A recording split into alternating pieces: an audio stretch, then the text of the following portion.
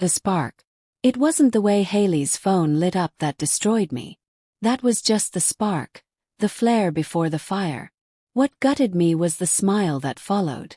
A slow, secretive curve of her lips, like she'd just savored something decadent and forbidden.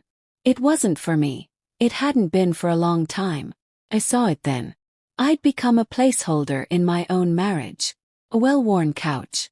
A lamp left on in the corner. She was living two lives, and I was just the one she used to keep up appearances. That night had been so normal it was dangerous. We'd had a glass of wine after dinner. Her hand brushed mine. Light, nostalgic, practiced. She leaned in, letting her perfume bloom between us. Jasmine. Wheat sharp. The scent clung to moments I thought were intimate. But when she kissed me goodnight, her lips felt mechanical. A deadbolt clicking shut. Then came the buzzing. Muffled. 3 short bursts. It came from the home office, behind the row of untouched novels on the bookshelf. She always said she liked the idea of reading. I never realized it was just a hiding place. I moved the copy of Anna Karenina. The irony made my stomach turn, and uncovered it. Second phone. Slim matte black.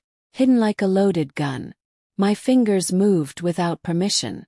The lock screen came alive. Jared. His name glared back at me, smug and certain. And below it messages, piled like wreckage. Asterisk. You taste better when you lie to him. Asterisk. Asterisk room 217 again. I miss the sound you make when no one's watching. Asterisk. Asterisk. You don't have to pretend with me. He doesn't see you, not like I do. Asterisk. Each sentence cracks something inside me. Memories folding in on themselves. I remembered every late-night work shift I picked up to fund her boutique splurges. Every time she said she was too tired for date night. The bags of unworn clothes in the back of her closet suddenly made too much sense. This wasn't just cheating. It was revision. 12 years of shared life, rewritten with his hands on her body. I didn't even hear her enter the room. "What are you doing?" she asked, voice calm but edged like a scalpel. I turned to face her, phone in hand. My hand was shaking. My voice wasn't. "Who the hell is Jared?" She didn't stammer. Didn't blush. Just crossed her arms and leaned her weight on one leg like she was posing for a confrontation. "A friend," she said. "Jesus, Nathan, you're being paranoid." "Friends don't meet in motel rooms," I said. My voice cracked then, from more than just anger. "Friends don't say that." And then she said it. "Maybe if you weren't so boring," she hissed like it had been stuck in her throat for years, "I wouldn't need someone who actually sees me." I couldn't breathe. That sentence, those 14 syllables, evaporated the version of her I had built a life around. Gone was the woman who had clutched my arm during horror movies. Gone was the girl who cried when I proposed with her grandmother's ring. In her place stood someone hollow, smirking like she'd won something. I dropped the phone. Walked out the front door. Her laugh followed me down the hallway. I used to love that laugh. Now it sounded like shattered glass. I slept in my truck that night. In the garage.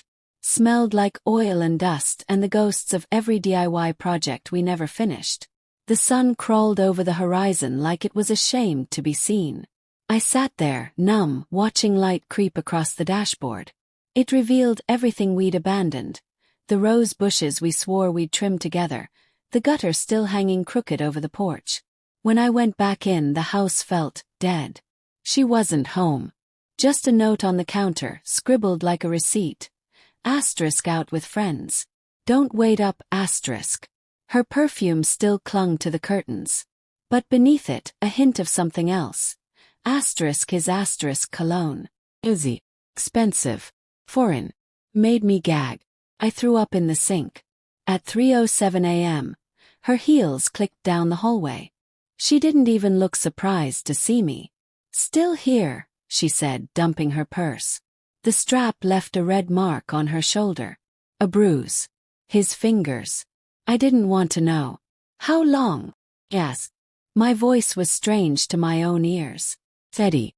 Surgical." She shrugged, eyes already on her phone. "Jared listens. He makes me feel wanted. Not just tolerated. That's when it happened. Not rage. Not sorrow. Clarity. Packed a single duffel bag. Left my wedding band in the junk drawer. Hung my wedding suit in the closet.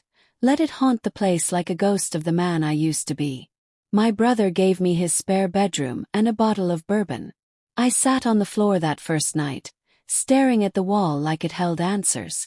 She cheated, I said. Saying it out loud made it real. And somehow that made it easier. Haley left a voicemail the next day. Just one. Asterisk, we need to talk. Asterisk, like it was a conversation. Like closure was her right. Days later I went back one final time.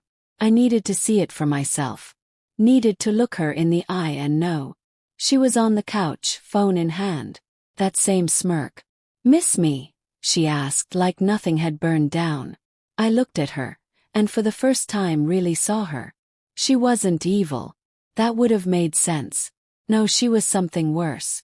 Me. A hollow shape that had survived on my love, like a parasite. No, I said. And walked out. The motel was cheap. The mattress squeaked. The vending machine outside buzzed all night. But it was mine.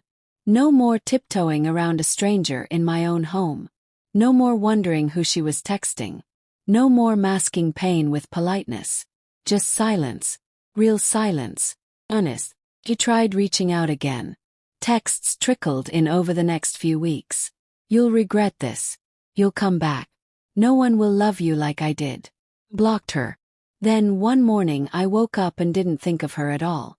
Didn't dream of her. The sun looked warmer. Coffee tasted like a second chance. The pain didn't vanish. But it softened. Faded to something manageable. Like a scar that only aches when it rains. And that's when I knew. I wasn't just surviving. I was reborn. And that was the one thing she never planned for. The one thing she'll never forgive. The life I built without her.